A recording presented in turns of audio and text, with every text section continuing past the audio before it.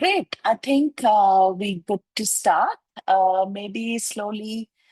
Thank you, everyone, for joining today in the second in the series of webinars. My name is Babita, and I'll be moderating today's conversation.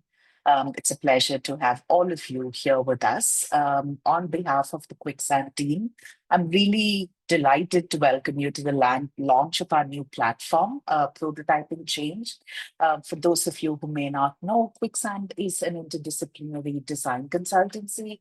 We have about 20 years of experience driving impact across various sectors, social development, health, climate finance, etc., through human-centered design. And we worked with partners in South Asia and globally, translating insights into meaningful change.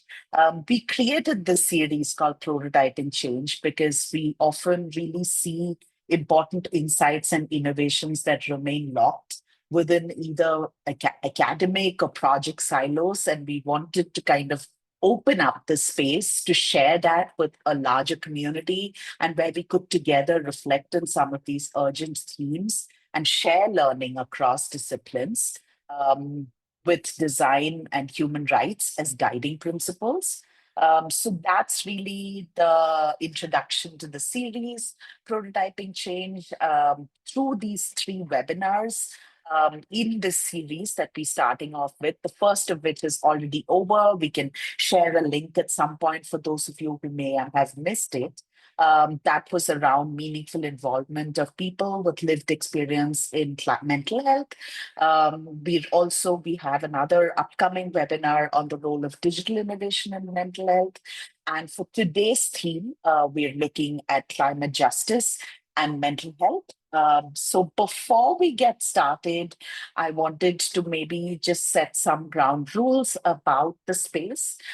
Also, because of the topic that we're going to be talking about, we really want to recognize and honor personal experience as valid knowledge. Everybody's story matters and contributes to creating an important shared space. We also recognize that we all come from different places and positions. So as we all engage in different ways through the next hour, let's be mindful of how our power, privilege, and systemic inequalities show up, even within the setting of this webinar. Also wanted to share that this session will include discussions of mental health, trauma, and difficult lived experiences. It might include references to distress, systemic oppression, and some personal stories that might be difficult around topics such as identity, exclusion, or harm. So I wanted to share this in advance so that you can be aware of this and take care of yourself in a way that's right for you and in a pace that's right for you. So having said that, I will jump on to introduce our amazing speakers. I'm so happy to be sharing the space with them. I'll start first with Nafa Asim. Nafa Asim is a climate activist and marine biologist from the Maldives. She is dedicated to conserving the environment and addressing climate change. She actively engages with local communities in the Maldives, empowering them with tools to combat environmental degradation. And through her advocacy, she's established numerous community based initiatives that focus on sustainability, conservation, and climate resilience. We're so happy to have you here enough. Next, I'm going to introduce Samravit. Samravit Goksa is a member of the Land Body Ecologies Research Group. She was also former head of communications at Minority Rights Group International. Her research interests lie in understanding social determinants of health among marginalized communities and the intersection between environmental change, land rights, and mental health. Samravit and I have worked together on land body ecologies for the past 3+ years. So you will also hear me refer to her as Sam.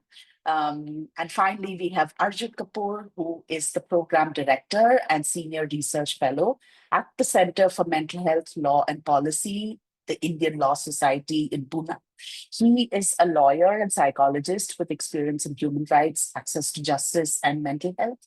He currently co-leads Outlive, which is a youth suicide prevention program recognized by the WHO and UNICEF as a good practice example of participatory approaches to service design in youth mental health.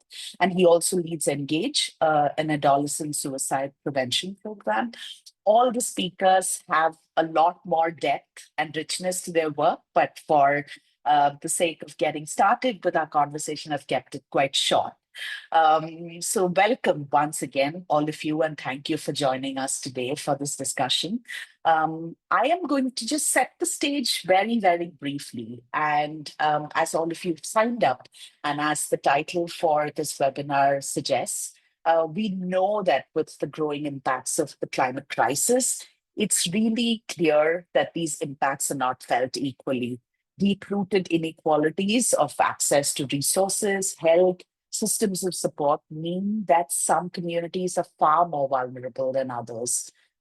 Issues like rising temperatures, extreme weather events, food and water insecurity, and pollution are all taking a toll, particularly on people who are already marginalized by geography, gender, age, mental health status, or socioeconomic conditions, and often with these issues intersecting. And I think alongside these physical consequences of the climate crisis, we're also seeing profound emotional and psychological effects. Anxiety, depression, displacement grief, climate related distress. These are all growing, particularly in places with the fewest mental health resources. And while we're starting to understand, maybe, and starting to kind of really grapple with how the climate crisis is affecting mental health, we still know far too little about what strengthens resilience or how communities are actually responding in ways that build care, connection, and hope. So today's webinar, along with our three brilliant speakers, is an invitation to shift our focus. We're actually seeking to look beyond individual responses to ask, how can community-led and culturally grounded approaches support mental health in this changing climate environment? What can we learn from those working at the intersection of practice, research, and funding, especially those who are centering equity and justice in their work? We will be using the lens of climate justice and health equity to explore how we might better listen to, learn from, and support the leadership of those most affected, including women, youth, Indigenous people, people with lived experience of mental health illness, and often those who are left out of decision making. And in terms of framing the session for today. We're about 10 minutes in already. We'll take about 40 minutes to do the conversation and then move on to question and answers. So with that, I'm going to start with the first question and invite all of our speakers to respond to this, which is really about framing the connection between climate justice and mental health. Within this, I'm going to ask Arjun, maybe if you could start. How does the language we use, climate change versus climate justice, how does this influence how we understand these also as emotional and psychological experiences that shape our mental health? So Arjun, if you could start. Yeah, thank you, Babitha. And just before I begin, um, I just want to share that I'm not an expert in climate change or climate justice. I'm a mental health. I'm a person who works in mental health, and I have some experience working as a practitioner in terms of developing interventions and also working in the space of mental health policy and legislation. So I'm coming largely from that space, also to recognize that mental health fundamentally is not a individual or a biomedical issue. It is a development issue which has a range of social determinants impacting it. And so when we speak of mental health, we can't speak of mental health without addressing some of the fundamental causal factors that contribute to mental health problems. And I think in that context, climate change is definitely one very significant social determinant. But if you looked at climate change and climate justice in itself, I think it is a hugely complex issue with multiple aspects. But Of course, it kind of it points to the relationship between our environment and the climate and the planet, with our social structures. But I think when you really come down, to a more fundamental level, you find that the issue of climate change is fundamentally a social problem. And it really bears lay, and in many ways, it is likely to exacerbate existing social structures and ruptures in our society, in terms of social inequalities, in terms of which communities have access to which resources, who has access to privilege, etc., and how changing climate patterns are going to disproportionately impact certain people in certain communities across the world.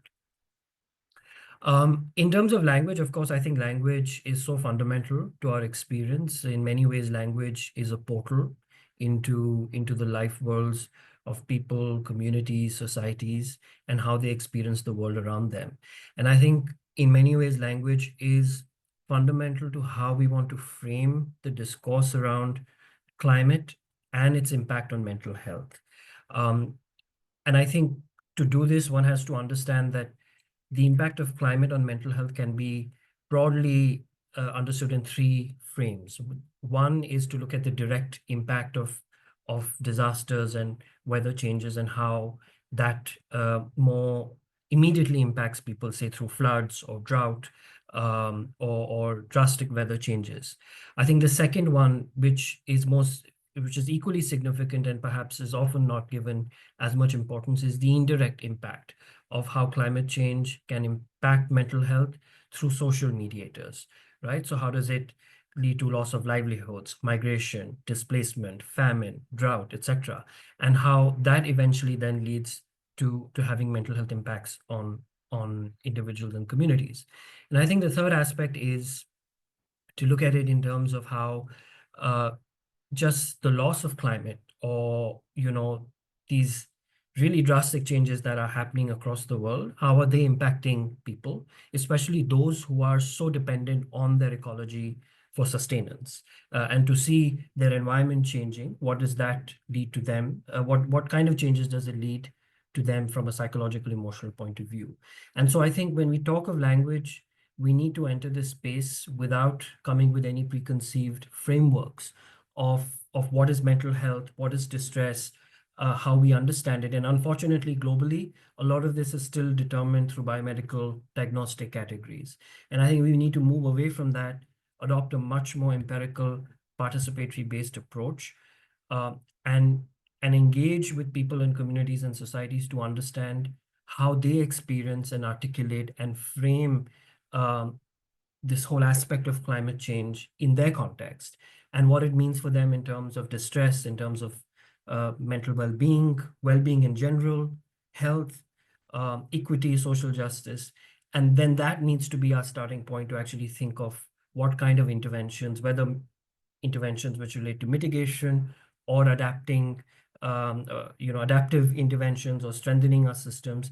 All of that needs to flow fundamentally from how um, communities and individuals and societies are framing this for themselves and experiencing it for themselves.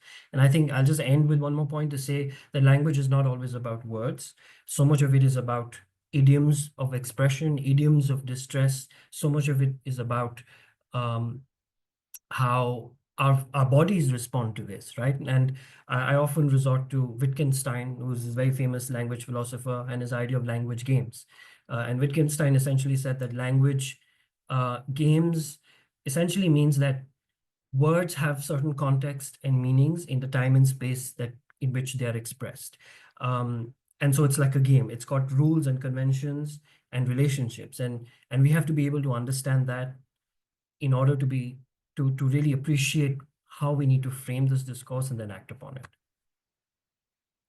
Thank you so much, Arjun, and hopefully we'll get some time to unpack some of that. And what you said at the end about like language not being just words. Of course, we all have multiple instances of how words fail the communities that we from and that we work with, but also I'm sure we could just have an hour's discussion on how communities get around that and have their own expressions and idioms and ways of relating.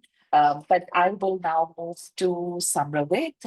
And if you could talk, Sam, in your own work, how you have seen mental health and climate justice intersect, particularly in ways that reveal or challenge structural inequities. And we can talk about this, but I'd like you to like maybe frame that to start us off. Sure. Thank you for organizing this discussion. I'd say that just to take a step back, that climate change itself, I view that as um, a multiplier of threats, but also vulnerabilities. And that climate change in itself, yes, it can create, new mental health challenges or experiences, but it deepens, as Arjun was saying, it deepens existing inequities and inequalities for marginalized communities. And often it's those communities that bear the heaviest burdens, both materially, as Arjun was explaining about, the direct material impacts of disasters, for instance, and loss of homes, but also psychologically. And it's always these communities as well that have fewer resources for, let's say, healing.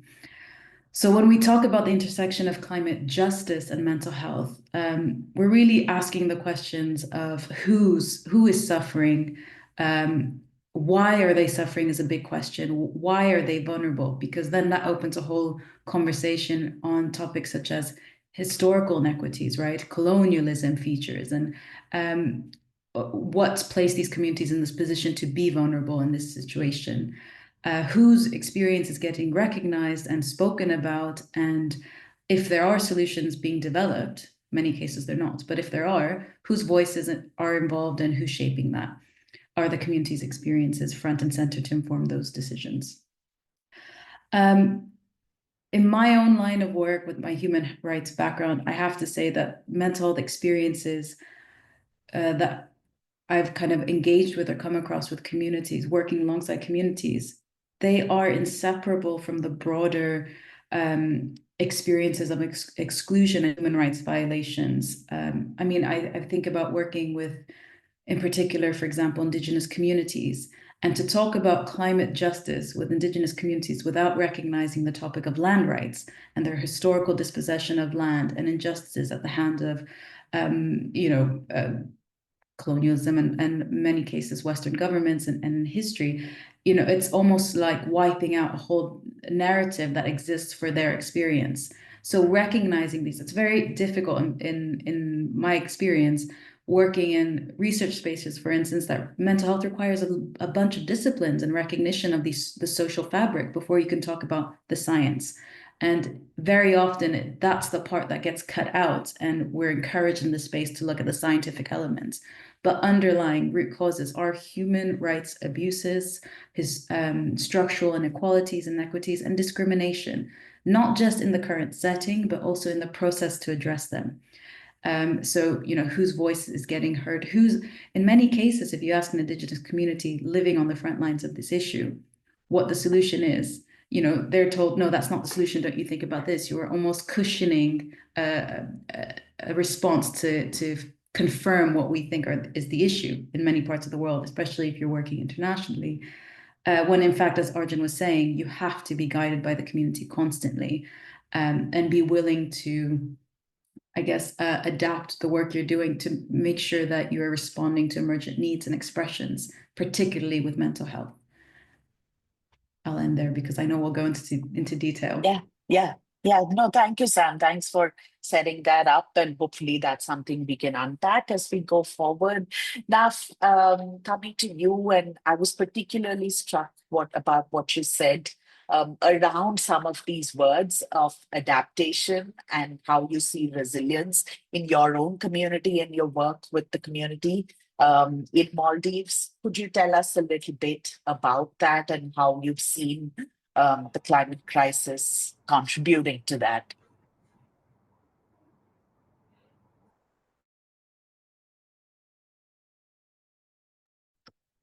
I think I'm not. Is anyone? Yeah, Naf is stuck. Um, we yeah, Naf, we couldn't. Now we can. I think you're back. Hello, are you able to hear Yes, me? Okay. yes. Yeah, could you repeat the last part? I got stuck a little bit. I was just saying that, particularly in how you framed adaptation and or resilience in your community and the work that you're doing, from your point of view, um, how do these two topics intersect in the community work you're doing in the Maldives? Yeah. So, firstly, thank you for giving the opportunity. And I'm from the Maldives, and I've been living here for the past 28 years. And climate change and climate justice is a topic that we talk about literally every single day. And we are the most affected by climate change because we are the lowest lying nation in the world. We are just 1 meter above sea level, and even with a right now we are experiencing a change in monsoon, so the rainy season is coming, and now people are trying to adapt and mitigate the rains, the flood that is going to happen. So even the last time, a few, like in March, we had a huge incident where there was just rainfall for about 8 hours, where a lot of community lost their like belongings, and people got flooded, and the sea level is also affected our coastline. We aren't living near the coastline, and islands are pretty small. So with a change of weather, even a little rise in temperature, uh, our coral reefs are getting affected. Maldives is dependent on coral reef for everything. We depend on tourism. Our main income generating activity is tourism, which accounts for 70% of our GDP. And then comes fishing. Fishing is where we are also securing income, plus food. We don't have any other natural resources, like we don't have fresh water. What we have is desalinated water, and we make our own water through salt water. And we import every food item, every little food item, even simple things like sugar, flour, rice, we have to import from our neighboring countries. So speaking of adaptation and mitigation, it actually really scares me, because even little things like this, rain or flooding happens, we are unable to secure what the food items. We are very concentrated in a central area called Greater Mala region, where over we have 400,000 people total in Maldives, including expats, and over 200,000 lives in this 5 kilometer spread of land. So it's a very concentrated amount of people, and we are getting affected. So this is something, food scarcity is something that we are very scared of, and on top of it, climate change and it affecting our livelihoods and the communities that I have been working along. What I am My work is very much based around empowering the current generation, especially young people and women. Women play a huge role because they are the people who are mostly involved in raising their children and working in small communities. In small islands, we have about 100 to 200 people living in these islands. So wherever I go, possibly, and if I'm given the opportunity, I go and empower women, especially by taking them into our oceans and doing ocean immersions, because you have to see what you are going to be protecting in order to protect them in the future. There is a social and societal norm that women cannot do certain works.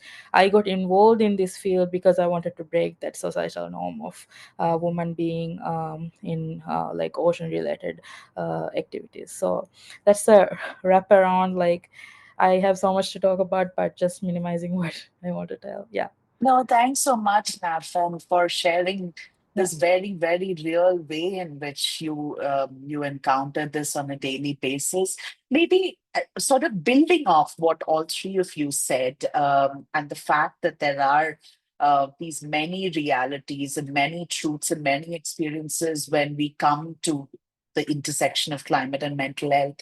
Maybe I'm going to request how if all of you could maybe think about how collective of community led practices you might have seen or participated in that have supported emotional resilience in the face of climate disruptions. And also whether if you could maybe share an example where community voice and not just participation has helped in shaping some sort of climate adaptation effort, what made that possible?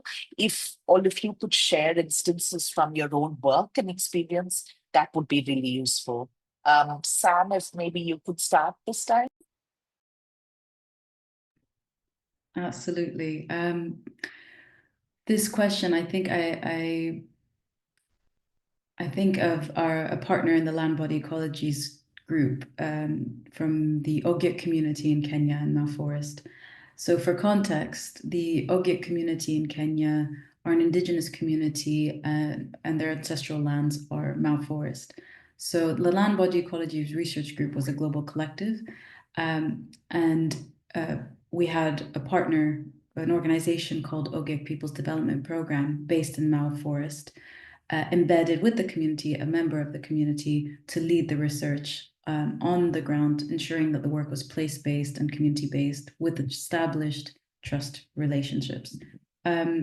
So the example I want to bring in this case is, first of all, how community voice featured was the Ogiek community having their own representative, this organization led by Daniel Kobe, having that organization shape the intervention itself and the design of the research questions and the process. That's step one, right, from inception before implementation. And I think a really important point to mention here is this element of lived experience. When you have work that's place-based and community-based, you know that the community is responding and engaging with it in an important way.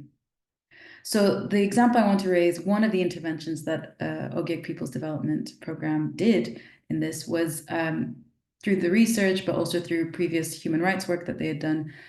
This community had faced historical evictions from their ancestral lands.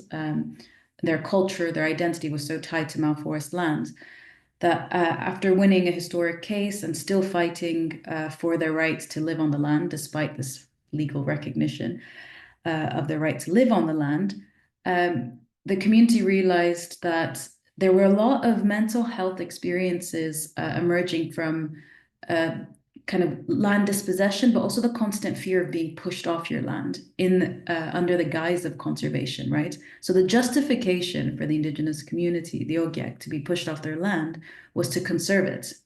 So that's a whole other conversation about how certain policies can intervene with a community's reality, especially environmental policies, kind of counteracting human rights initiatives. But in this case, what the Ogiek community did was decide that they needed a place on their land that was for community gathering and convening. And that's what came out of this initiative was a cultural center, the first Ogiek cultural center. And the reasoning behind this was this fear that the disconnection from ancestral land, the environmental degradation happening on the land, that it was causing a disconnect, for instance, between the community's elders and youth, because things like language, Ogiek language is being lost. There was traditional knowledge around medicinal herbs being lost because the community wasn't interacting with their land in the way that they want to, both for climate change reasons, but also evictions. So having this Ogiek Cultural Center as a space to, preserve, protect, and promote Ogiek culture amongst the community, but externally, was in itself a health intervention. Having this space for this knowledge to be passed and to have community gathering and well-being, and the cultural engagement as a form of healing is really important. And it recognizes that this kind of intervention came from an indigenous worldview. Because looking at land, if climate is impacting land and causing these land changes, if you're working with a community whose worldview is the land is the extension of the self, that in itself is a form of expression, right? So I'll end with that example because I think it's a really good one to point out the multiple benefits that come out from a space. It's not just the health benefits and the community resilience and healing, but also economic benefits. For instance, the Ogiek community started selling honey built off their traditional knowledge of honey gathering practices. There's the cultural benefit as well. So on all these multiple, the way that climate change touches on these different issues social issues, the solution can also touch upon the multiple thematic areas. Thank you so much, Sam, for sharing that powerful example. I can also post the link. There's incredible work that the communities that the land body ecologies brings together, embodies with this approach. So I can place the link in a little bit, but now go moving to you. I think what you mentioned very briefly about your work with women and girls and youth more generally in the Maldives. Could you maybe unpack that a little bit more and talk about how this sort of community centered approach has enabled your work? Yeah, so like one of the things that I am currently doing is empowering youth and women and community-based activities. So one thing that I regularly do is empower the communities in order to do cleanups in the even though we have very small islands, the waste that we have is huge. We have tourist-based resorts, and a lot of them use like things like plastics, which is ending up near the beaches and in our oceans. And because of this, I'm sure that you will hear about erosion.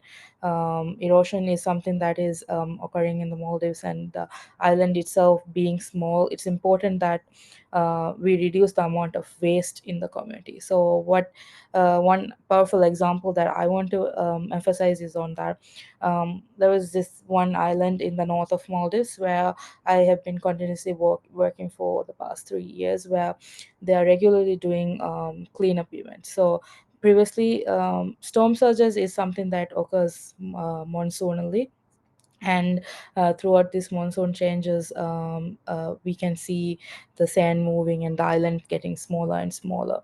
But with the impact of women and the young people, they are carrying out cleanup events where we are now observing minimal impact due to erosion.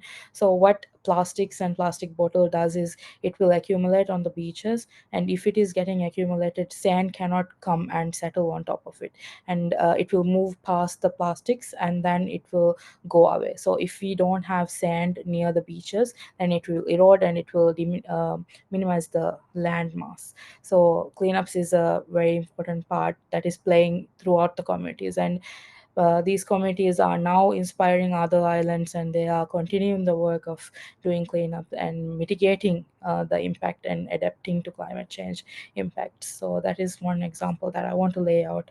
That and also like girls and women, they are very much empowered to have different kinds of working experience, especially related to marine conservation. A lot of the young people that I have personally taught, like snorkeling and diving, they are now in a pathway where they have built up their careers. They have a new career of like diving and taking tourists and guests into the oceans. So empowering these people is important, and yeah, that's my aim. Some of the things that I am doing. Thanks so much, Nav, for sharing that. Arjun, your work, especially with youth mental health issues, I think it really embodies how you can challenge these top down approaches. So maybe if you could reflect on how we can bring about more community led practices in our response at this intersection. Sure. Just before I go into some of those specific suggestions, just also wanted to highlight, and building on what Sam was sharing about how Indigenous communities tend to respond to some of these challenges. There's some very interesting research around the impact of language and on suicides amongst young people, specifically within Indigenous communities. And there's research which has come out of Canada, Australia, to see language in itself as a protective factor, and both as a contributing factor. So loss of languages, especially for communities whose lives are intertwined with their ecosystem, their environment, and how language becomes such an important part of that. But what happens when there is an erosion of those languages, because your environment and your climate is also changing, and how that can have an impact on say how young people might experience suicidal ideation, hopelessness, helplessness, etc. So there's interesting work around how revitalization of languages within certain communities can actually be an important, very, very important determinant for preventing something as drastic as suicides or addictions or substance use or other forms of mental health problems and distress. And I think that's something that we really need to look at more deeply across different contexts. I think apart from that, what a lot of interventions so far, at least in India's context, have been focused on, there have been more reactive sort of interventions which focus on how do you respond in the aftermath of an emergency or a disaster. So typically looking at interventions which focus on psychological first aid, etc., which are extremely important, of course.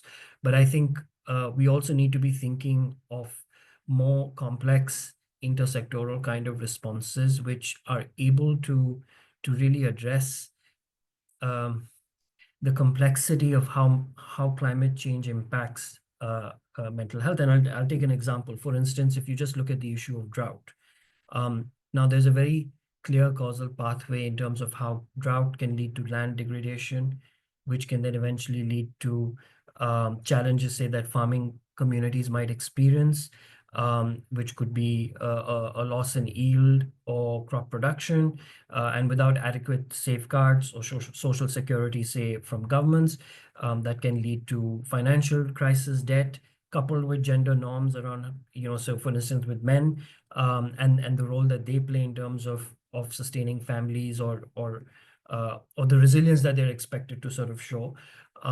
And then eventually this leading to a form of distress resulting in, say, suicide.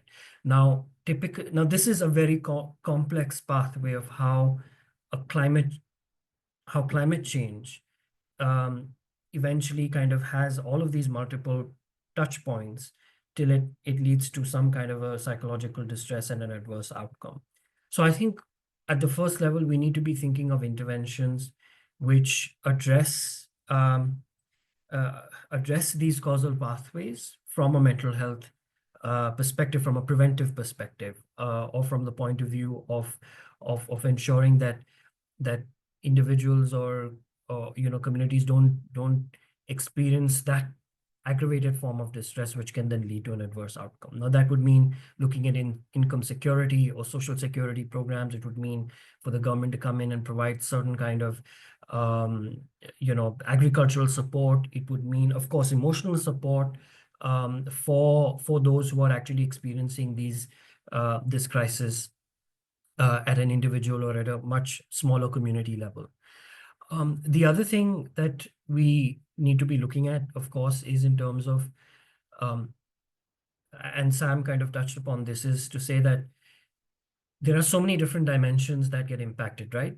So there's housing, there's and even Naf was talking about, gave excellent examples of how this is impacting communities in the Maldives. To say that there's housing, there's gender development, there's food security, there's livelihoods, there's skill development, there's physical health issues.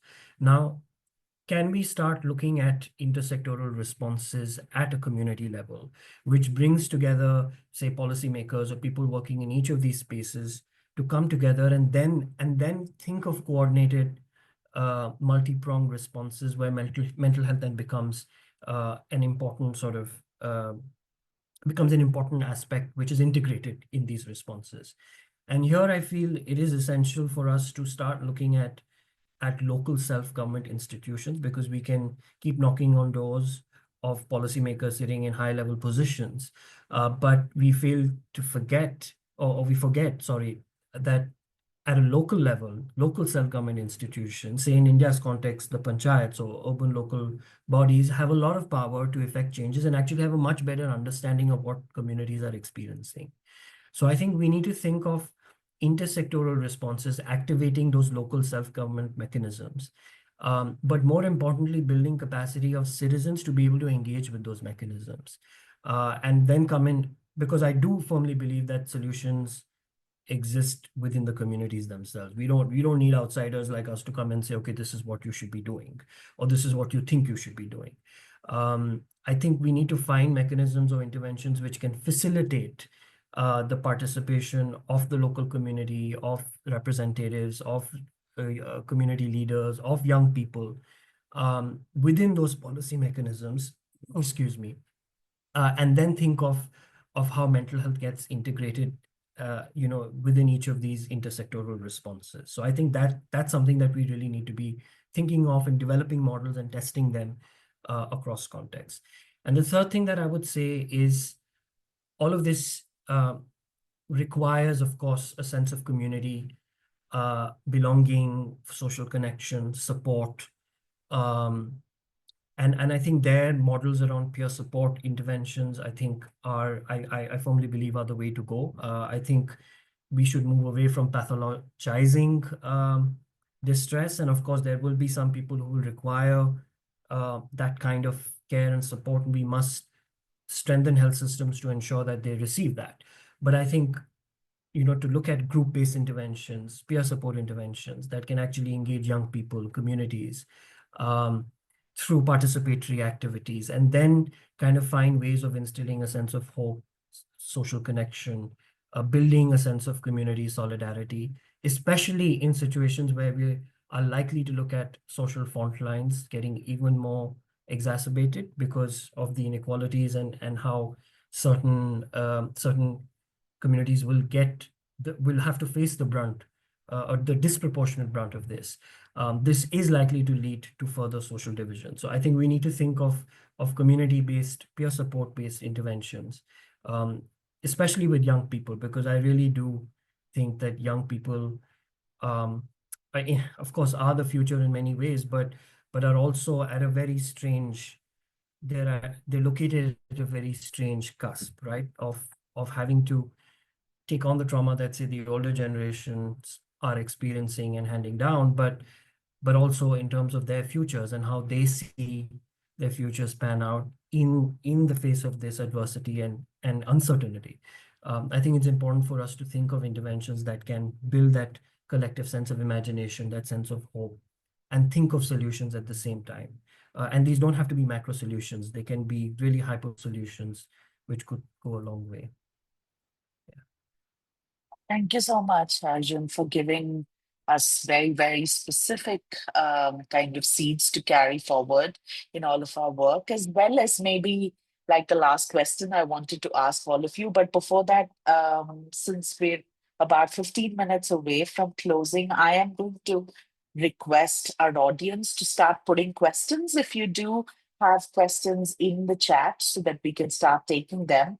But while folks do that, I'm going to invite each one of you to briefly also talk about how, I think we talked about this earlier, but how do we carry grief and hope simultaneously in working at this intersection? I think all of us are practitioners, all of us also are living through this ourselves and in solidarity with the communities that we're in and working with.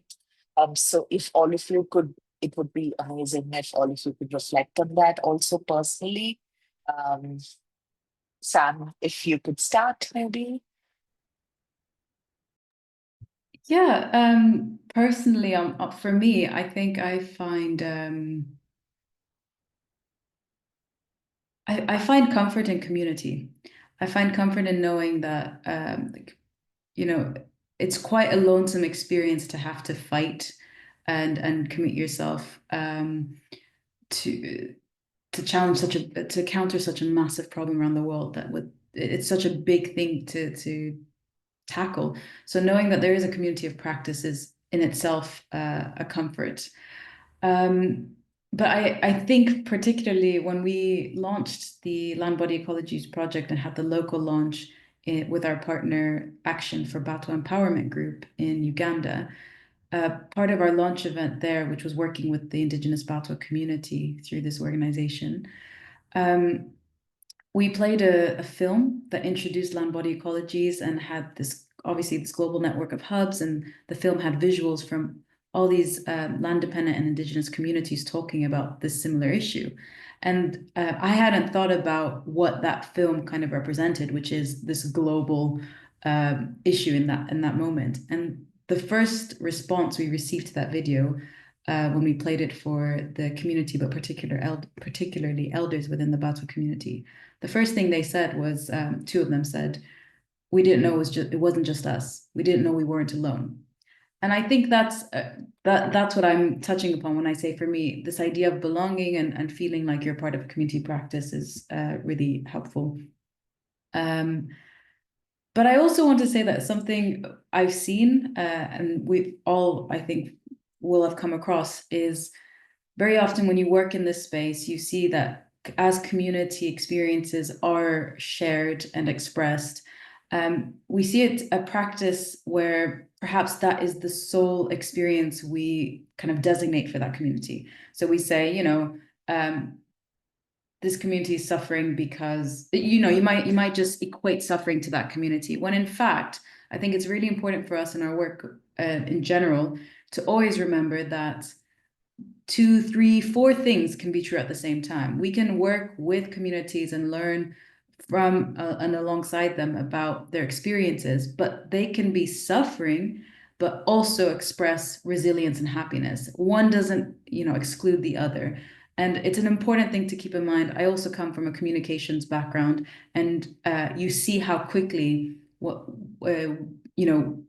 lands in people's minds and practitioners' minds as the go-to kind of, let's say, image to understand or what is truth. So I think remembering that there are multiple truths at the same time, particularly with mental health work, is really important.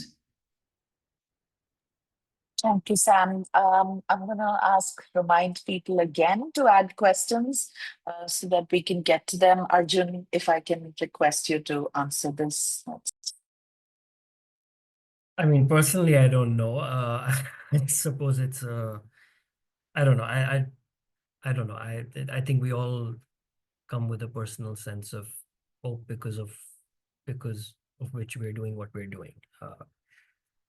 Probably not the place to analyze where that sense of hope is coming from, but I think just to echo what Sam was saying, I think yeah, you put it beautifully. I think I think it's a huge disservice and a huge mistake for us to assume that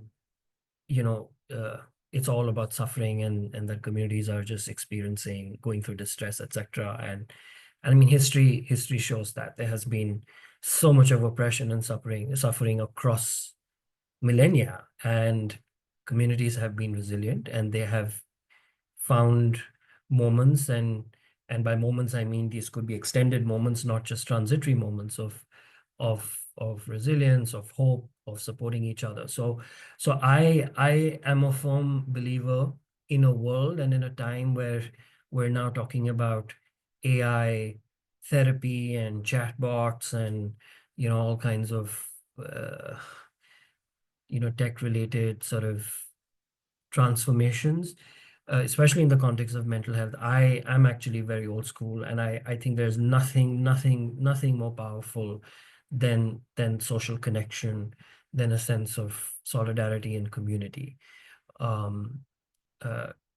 think we're just wired as human beings, as societies, to much as we are framed by our greed and our avarice and tendencies to accumulate, we're also wired to be altruistic and to have that sense of social connection. So I really do feel that the way forward in these times of crisis, in this time of uncertainty, and I do acknowledge that climate change comes with a certain sense of loss and hopelessness, because we know that things are going to get bad and we have to accept that. But I think with that acceptance will also help us realize ways in which we can come together and support each other. So yeah, I think that for me is the way forward. And of course, I feel things that bring joy to community. So for instance, art and creative things, um, to be able to just do, I know I was looking up, sort of interventions that have been sort of being implemented across the world. And there's some very interesting things, say, with young people where, you're in certain contexts there are activities around, say, fishing, or planting trees, or, kind of engaging in community arts, etc., which coupled with kind of looking at resilience and coping skills and a sense of hope and solidarity can go a long way for people. So I think we need to be thinking creative. We need to be thinking of interventions which can give a sense of joy and hope and social connection. And there's enough evidence to suggest how powerful that can be. So yeah, I'll pause there. Thank you, Arjun. Naf? Yeah. Personally, like something that I have not talked about here is that uh, one thing that is very much neglected in my country is about mental health itself. It's not something that is talked about, and even if something related to this happens, it's kind of ignored. But when it comes to societal interactions about these kind of things, people are still in denial that people have these kind of issues, and with the underlying changes in our country itself, and it depends on political, it depends on environmental, everything is affected. Young people are getting affected by these kind of things that is happening. However, I don't believe that we have a mechanism where we are able to cope within the country itself. It is something that is lacking in Maldives. We are a beautiful country with lots of tourists coming in and out, but however, I think I'm also very much involved in the mental health, mental issues, and relating it to climate, because I believe that people need to learn from each other. And I'm so glad to have met the panelist here who is able to get so much, who I'm able to get so much insight on how to portray these kind of messages to my community next on. And however, the strength in our community is that in terms of crises, apart from mental health, I would highlight, apart from mental health, we are very much working together in terms of adapting to climate change effects, and also even if it is a political disregardment in the community, we come together, and that's something very powerful that Maldivians have. We are a small community, and everybody knows each other. Like you are either connected through social media, or you will be connected through families. So we are like very small, and we have the power to change. I know we are the country that is mostly getting affected by a lot of changes in even simple things like wars, and these kind of things are directly affecting to us, because it one thing is tourists are coming less to our country. Other than that, or we are not getting enough help from outside. So these are things which is scary. But however, I believe that the friendships within countries is important to be withheld, and people need to work each other, respect each other, and learn from each other in order to like have a betterment for the future.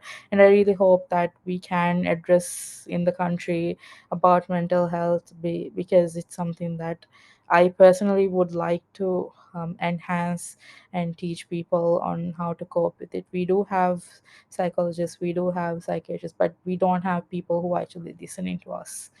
Listening is also very much helpful, and getting the proper feedback from the community is very helpful.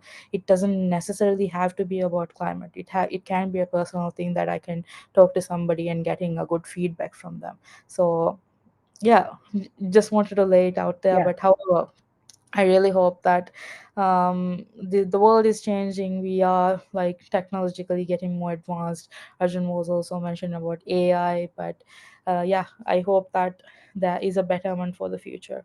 I am hopeful. Thank you, Naf.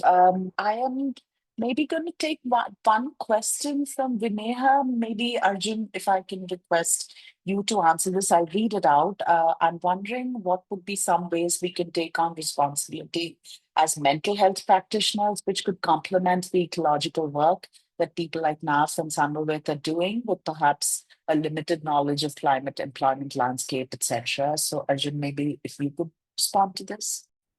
Yeah, I think as mental health practitioners, and I'm speaking in India's context, our training as psychologists or counselors, um, unfortunately, um, is fairly restricted and constrained and limited by the perspective that our universities take to mental health in general, which again, to repeat, follows a general sort of biomedical uh, kind of framework, which is more individual focused rather than um, approaches mental health from a much more sort of development psychosocial point of view. So I think the first thing we probably need to do is sort of unlearn some of these frameworks that we tend to kind of cut, copy, paste on any context that we enter in. And I think I started off with the fact that I think we need to, if we are working with other communities that we don't belong to, I think the first is to recognize that positionality and understand, okay, who am I? Where am I coming from? What is what has been my life experience in life world? I think recognizing that and understanding that is fundamental, because unless you don't do that, it'll be very difficult for you to actually unlearn and be aware of how you're imposing your own frameworks and your own life experiences. So that's the first thing.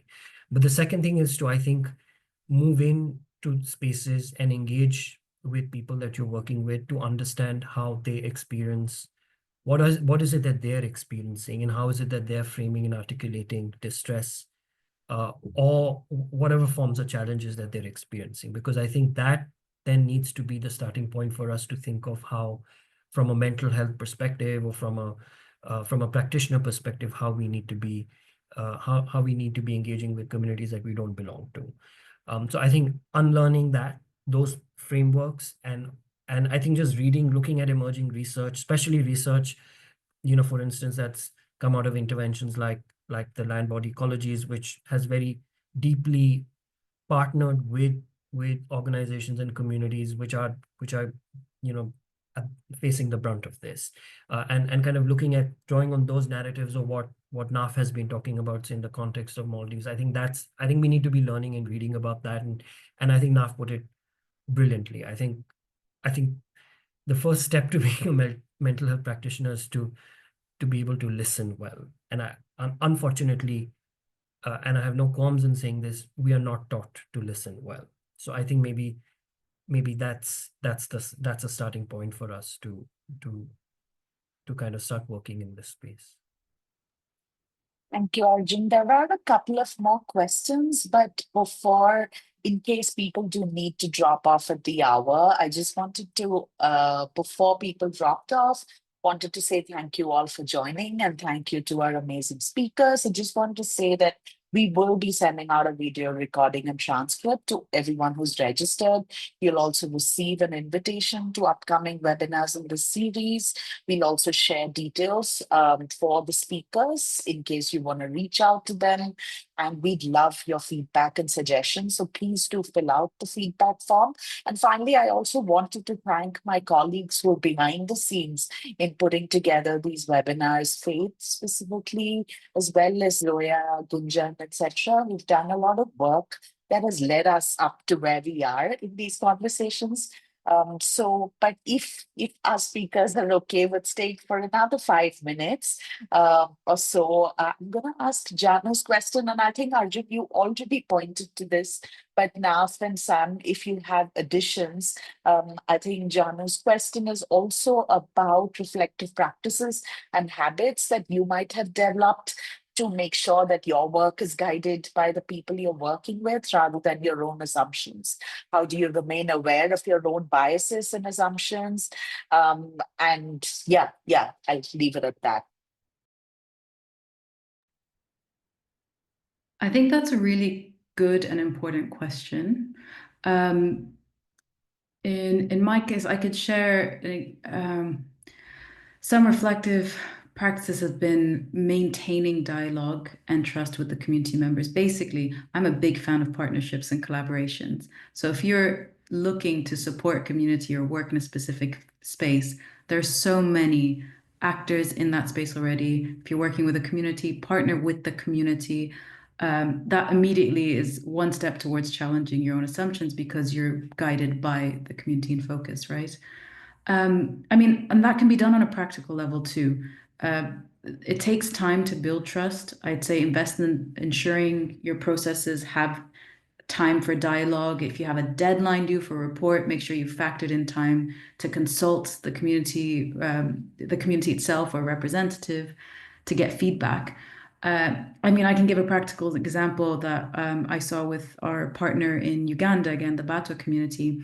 Action for Bato Empowerment Group wrote a study on the psychological impacts of land eviction due to conservation for their community that now lives on the peripheries of their formal home. And everything in that paper, you know, from the conception of the questions, the way in which they carried out the research, I had assumed, like my own assumption was they would go straight for qualitative data, right? Interviews and documented. But after consultation with the community by our partner, they saw that the community wanted surveys first. They wanted everyone, they wanted a collective piece of work because the interviews were going to focus on one specific region. They said, how are we going to make sure the whole community feels involved? And that challenged, frankly, my own assumption. So going back, having a longer period for that survey, then the interviews. And at the end, this tells you how long the process was. This is a 1.5 year process. At the end, when they wrote the paper, the team went back to the community and essentially read the paper, saying, this is what we gathered from all the interviews. Does it sound right to you? And got that feedback before publishing. So this is a practical example to say it has to be an ongoing dialogue and it can't be just dependent on funding. So if you have a funded project, that's great. But then how do you build dialogue after the funding ends to ensure the trust remains in case there's more work that you can collaborate on? Naf, if you can add to, thank you, Sam.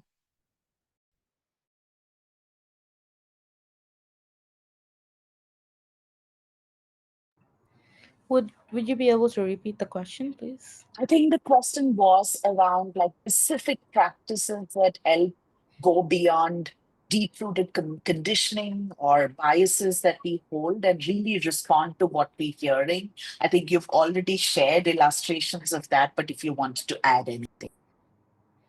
Yeah, I think like working together with communities and people who are appointed in as leaders in the communities, they have to be able to talk to the communities.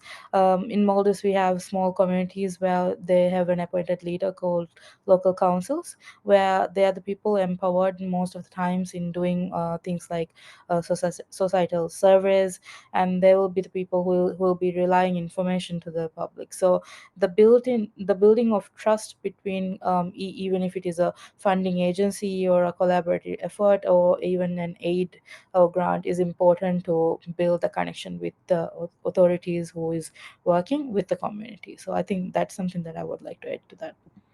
Great. Thank you so much. I think we will probably wind up now. I know there are a couple more questions.